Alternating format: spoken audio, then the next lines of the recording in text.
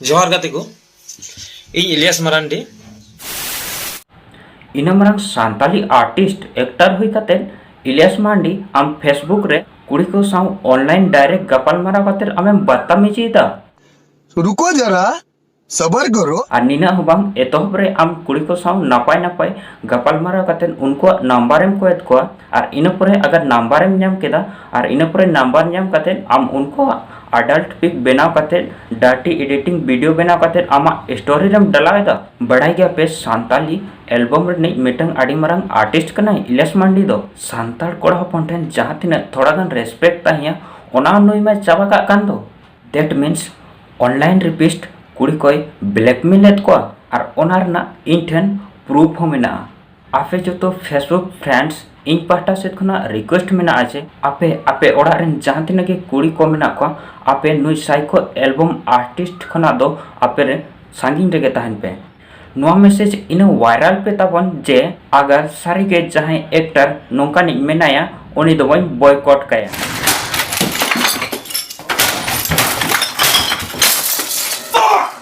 और नोआ कथा जहां को आजमात बोना नोआ कथा तो इन दो बन लैया नोआ कथा तो मिटंग फेसबुक रे आइनम किस को न्यूतुमी कुड़ी होपन नोआ कथा को लैयका कौन है ये लोग कहां से आते हैं टाइटल थंबनेल और इंट्रो नेल काते आपे पे बुझाव नाम दाड़े कान गया जे मेनतेन ओकोया बारे तपन गपाल मारा लगत तो इना न्यूतुम के ठकरे सोरेन और आपे पे नेलिया अब चैनल सांताली मीडिया ऑफिशियल रे जो को सागुन दाराम मेना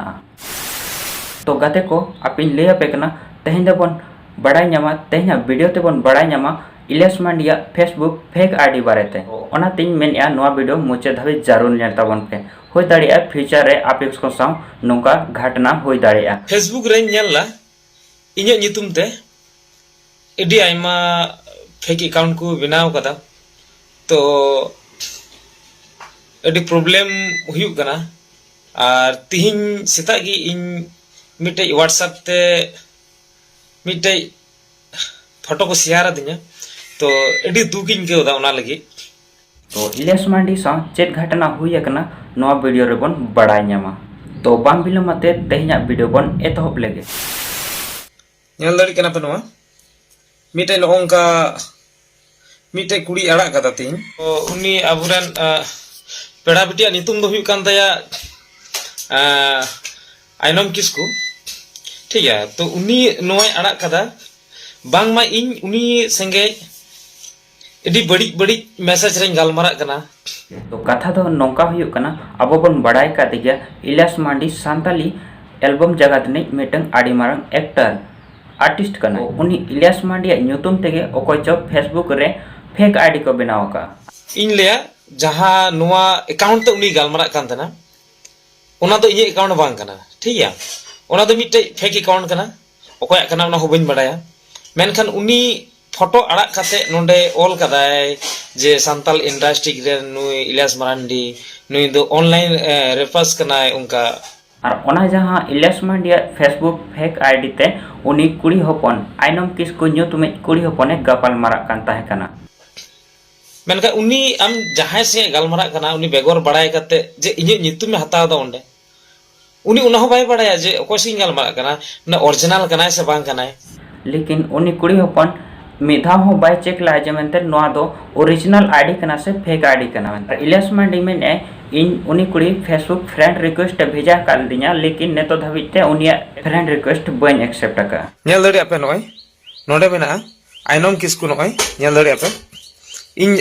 नित धबी बन एक्सेप्ट का तया नुया ठीक है और उनी कुड़ी इलियास मांडी न्यूतुम ते नेतो फेसबुक रे शेयर आई नोआ को और इलियास मांडी नेतो मेनका आइनम किसको आम जहां नेतो फेसबुक रे इया फोटोम शेयर का ओना जल्दी खन जल्दी डिलीट का में और इलियास मांडी नो है मेन तरह का जहां तिना के आपे फेसबुक फ्रेंड मेना पे फेसबुक गाते को मेना पे आपे ओना नेतो फेक आईडी सेनाते रिपोर्ट तबन पे जहां इया न्यूतुम ते फेसबुक आईडी मेना ओना रिपोर्ट तबन पे और इलियास मांडिया फेसबुक फेक आईडी खना आपे सागी रे ताहन तबन पे आइनम किसको इन हो बाय चेक दाड़ियादा ओकाटा दो फेक आईडी और ओकाटा दो ओरिजिनल आईडी कना चिकाते नोय दो एल्बम आर्टिस्ट कनाय काटी तो नोय रिन फॉलोअर ढेर गे को थाना as compare to fake ID खना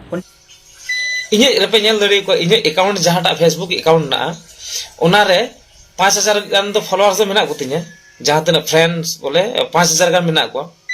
उनी कुड़ी नॉय चैटिंग का ओना फेक आईडी ते नेल दाड़े पे नॉय नोरे नॉय आने तो उनी मेनदा जे फेसबुक रे पूरा अड़ा कदा फोटो जे इलास मरांडी माने ऑनलाइन रेफर्स करना कुड़ी गिद्रा ब्लैकमेल ची हैन तेन ची को ऑल कदा एडी आइमाय ऑल कदा नोंडे नेलदा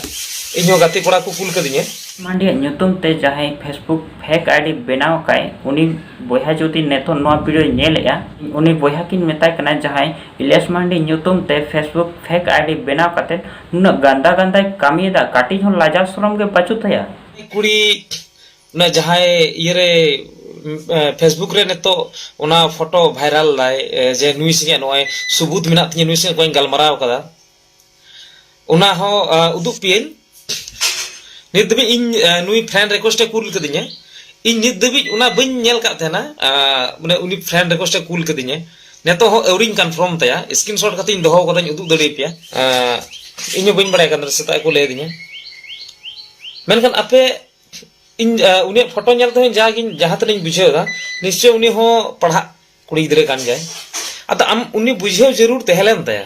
जे इन ओको से गलमरा कना फेक गया से ओरिजिनल गया जहां से गलमरा कना फेक गया से ओरिजिनल गया उना तो बडाय कते गलमरा में मेका बांग उना तो बाय चिकाव कदा उनी फेक अकाउंट से गलमरा कना अने तो इन नितुम हेज कना बांगमा नुई नुई नुकाय मितइन कना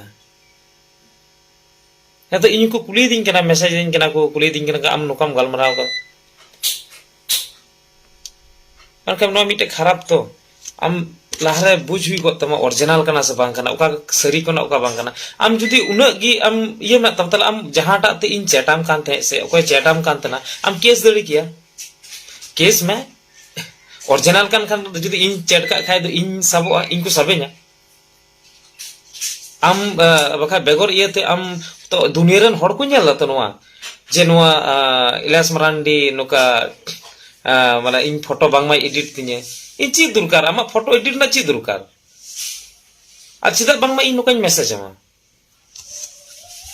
आम बुझे हुई को तमा इन जहां से हम गलमरा कना आम बुझे माने ओरिजिनल आईडी कना से फेक आईडी कना मेनखान एडी गलत नोआ इन एडी खराब इन बुझे हतिन जहां तने की इनरन फेसबुक फैन मेना पेया से बोले फेसबुक रे जहां तने अबु होड़ संताल मेना पेया जहां जहां ही संगे की गलमराव से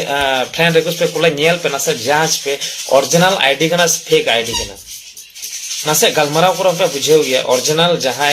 और इन दो लोका तो इन दुनिया रन हड़ को चिन्ह पिने इन विजय आम से नुकाኝ गलमराव दड़ी ची इन तो बोतर बनो ची आम से नुकाኝ गलमरावा आम इन से के डायरेक्ट आम संपर्क दड़ी किया जहां को ठे को जहां लेकाते नंबर जाम को पुली मेना नुई कनाय से बांग कना आम मिदन इयम हताव के मेन नुका तो बम चिकाल दाम डायरेक्ट आम अड़ा केदा इन दो नागिन मेना बोले आ जहां तिना नेतो फैन ना गो पे और बोले इन अकाउंट है जो इन दो अपलोड दी गई बोले अपडेट दी तीन गई फोटो को से जहाना गे ची एल्बम हजू कना से कोटा वीडियो हजू कान तिने तो इन अपडेट दी गई ओना वीडियो माने ओना थंबनेल को से ओना फोटो को अड़क गई शेयर गई तो ओना बड़ा जरूर देहलेन त बोले नोटा इयते नो अपडेट चला कना मेनकान नोटा तो फेक गया ओना बड़ा बोले ओना बुझो केम ना से जुदी दिमाग कम चलाव लगा मेनकान ओना दिमाग हो बम चलाव निये लहार मिटे उनका के ये हुइल ना नोते साहबगंज सिनी मिटे गिद्रे उनका की उनी मिटिंग ना इन फेसबुक ते नंबरम कोई किदिने गलमरा कांतना नेतो दो बम गलमरा कना मेनका उनी फेक आईडी ते गलमरा कांतना और ओना तो बांग कना जे जहां फेक आईडी बनाव करा ओना तो बांग कना बोले आम नेतो जहां मिनाया जहां आइनम किसको से आम गलमराव के आम नुका मेनखान बोले इन दो उनको तो हां बኝ अड़ा को ठीक है इन तो ये इन कोर्ट रे थाना रे इन केस इन हो मिटे बेगोर दोष होड़म दोषया मिटे खराब तो एडी खराब इन केव केदा अबु संताल बिहा नोंका माने फेक आईडी ते अकाउंट जी कते कुड़ी गिद्रे संगे नोंका बड़ी को गलमराव कना से फेसबुक रुमा नेतम नेला इᱧ nyutum ta ayma mena iñ ma tinañ dario kana iñ se ko jotoñ report e kan gya ani la har ayma dhan iñ screenshot kate iñ em kada no ayma fake account ko binaw da mosta samlaw ta ten pe menga bang tin nyel dañ se ta re bang ma noka mitte je ainom kisku ni nyutum mane onna iyo ko ilas mandi nui noka bete kharap ho kana iñ ale ora iñ rena iñ to family mena iñ hon to ora khoi ko kuli ding kana noka le anjom da chi katha kana मेरे खराब बुझे तो जा हुई ना ने तो जेमन अन्य तायम दाराम बांग हुई और जहाँ लगी नवा वीडियो इन बनाव कान तीन इन नेल केदा सेता रे आइनम किसको जहाँ फोन है लेन तीन am una आईडी रे केस में am सरी की जुदी पतियम ना तमा इनसे हम गलमरा कान तना तला am una आईडी रे केस दरिया इन मिताम को इन दो बइन में दालम केसा am सरी की जुदी पतियम ना तमा una आईडी रे केस में नेल दिन ओके सबो कन इंगन का इन सबो आ जुदी फेक आईडी से हम गलमरा कान तना उनी सबो मका नवा रे इन हतन केस दरिया इन केस दरिया इन केस हा ओना दो बांग कना इन nyutum te noka iya kana माने अवली की माने प्रचार करा ठीक है और जहां पोस्ट कदा ओना हो डिलीट में आ बका आम ओका आईडी तम रोड़े कान थेना ओना ना मस्ते आम डिटेल्स नेल में अकोय कनाय बांग कनाय तिना गान इñ नेतो पासे नेल में 4000 को एबा मेना को 5000 गान इंडियन फैंस मेना को नेतो इñ सिंगे हुइना ओना तो बांग कना बोले हिजु कान दिन आम से बांग हुई दड़िया ठीक है हुजु गया मेनखान इन जतोटी रिक्वेस्ट बोले और नुका बाबुन कमी मा पोस्ट कदा और उनी पासे इन इंडियन मा अंत फैन बांग कना नि तो बन एक्सेप्ट काते ठीक है तो आशा इन उनी पासे उनी तो पुरुलिया सिनी कनाय हां जदी उनी नोवा वीडियो नेल कान खाय ओना जहां हुई कना ओना जमन जांच आ जदी इन हो आम जदी मेन कान खाय बोले डिजेर वाला इन कान गे आम केस दड़िया इन बन मेताम कना बांग दो आम केस कते नेल में कोई सबो कना बाय सबो कना ठीक है आइनम किसको आम जुदी आंजमे गान खाय आम हो निश्चय बेगर माने बांग शिक्षित हर दो बांग कानम शिक्षित हर कान जाम जेहेतु आम उन लटुम ऑल किदा इñ संबंधे नुई नुकान या और जे माने ऑनलाइन रेपर्स कनाय हेनतन उका डी माने खराब इन के दई हो बन लई दड़ी कना ठीक है तो आम नेल में अकोय कनाय माने ओरिजिनल इन कान जेin से टावर से गालमारा कान तना ओना लहा लई में ठीक है नेल लहाय में तापर आम माने नेल में आम ओकसम गालमरा कांतना तापर उनी हर चितान रे आम माने केस दड़ी आम इन बइन मेताम गालम केस में इन बइन माने इन बइन दोष कदन चदा इन बतरो उना की जतो टे रिक्वेस्ट तहन तिnya जे नो फेक आईडी फेक अकाउंट खय अबु नासे संतो दबुन तहन मा मका नोका गे आरो हजु कान दिन रे इन नेतो हो पे नेल दड़िया इन nyutum te पासे बरिया पेया मेना तिने गान चो फेक आईडी मेना ठीक है मेना नेतो हो तो उना को बंचा होते बुन तहन मा बोले उना गिन मेना इन मेन का फेसबुक लाइव रे बन हेज बड़ा न पहले नि हेना ठीक है उना गिन मेना जस्ती कथा बन मेन तबुना ठीक है और जहां फेक अकाउंट कना इन नोआ जहां टा तन लाइव कान हा नो दो इन ओरिजिनल आईडी कना ठीक है और जहां फेक गया रिपोर्ट अबुन उना को अकाउंट दो जेमन को बंद है आज मन एटा हर संगे नोआ जिनिसटा बांग हुयो नेतो इन संगे हुइना जेमना एटा हर संगे बांग हुयो इन आमटे रिक्वेस्ट तहन तिnya आइनम किसको आम नेल में ठीक है जाचाई में आज हम पोस्ट का जुदी मोने कान खा इन कान अलम डिलीटा आज जुदी मोने कान खा बांग कनी तले डिलीट में बोले उना तो बांग कना बोले इन नोय लाइव रे ना चुपचाप तेना वीडियो अड़ा कता उना तो बांग कना इन केस इन तेंगी ठीक है इन थाना चला कना तिने कान चिचिका कना नेल ना ठीक है ठीक है अच्छा नोय मेन कते कि कथा दई मुचदा जतो जोर तो आप नोआ वीडियो मुचे धाबी नेल लगते आयमा आयमा सारा जतो गाते को जहां को नेतो धाबी बापे सब्सक्राइब का नोंका के लेटेस्ट वीडियो नेल लगत आप नोआ चैनल सब्सक्राइब दो का पे और घंटी हो दबाव तरा का पे जहां तिना के नोंका लेटेस्ट वीडियो हेजुआ इना चैनल रे आपे ओनार ना नोटिफिकेशन सबसे पहले पे न्यामा तो तेहना वीडियो रे तो इनके के नेक्स्ट वीडियो बन न्यापा मा एनखान सनम को मुचे रे जोहार।